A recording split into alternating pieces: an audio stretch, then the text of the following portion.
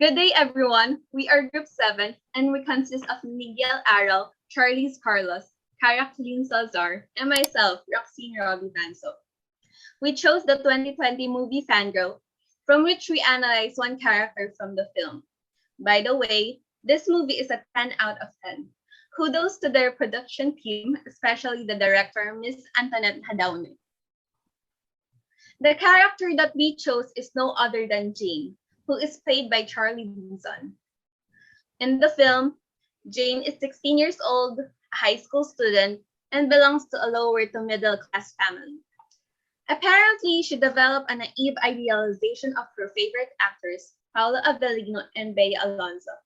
This is evidenced by her rushing to attend a mall show with her school backpack filled with only her idol's merchandise. She is also portrayed to be a person who is willing to do anything she can to grab the attention of these said stars, such as pushing and pulling people away in the crowd just to see them up close. However, things take turn for the worse as her perception of the famous actor Paolo Avellino is different from the Paolo behind the reels. In relation to the previous discussion about the feature of the psychological self, we analyzed Jane as an actor, agent, and author. First off, Jane as an actor.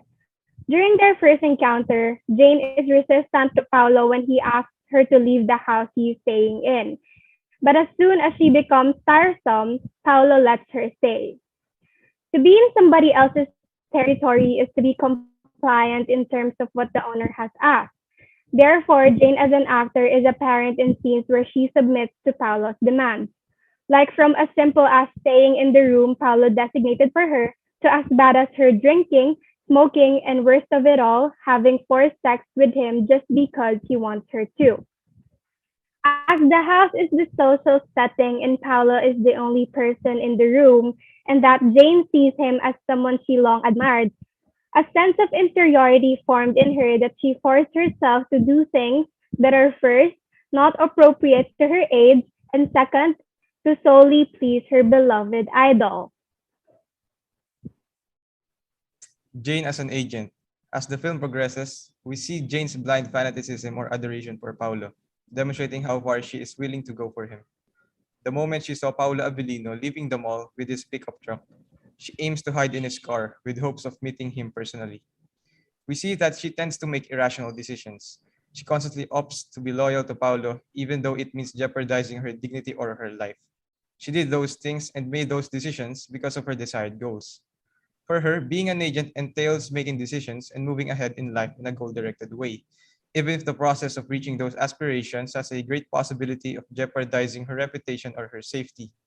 Being an agent, the I creates the self, which comes from and is encouraged by an inner motivation, in this case, Paulo. Furthermore, as an agent, the future motivates the self, not the past.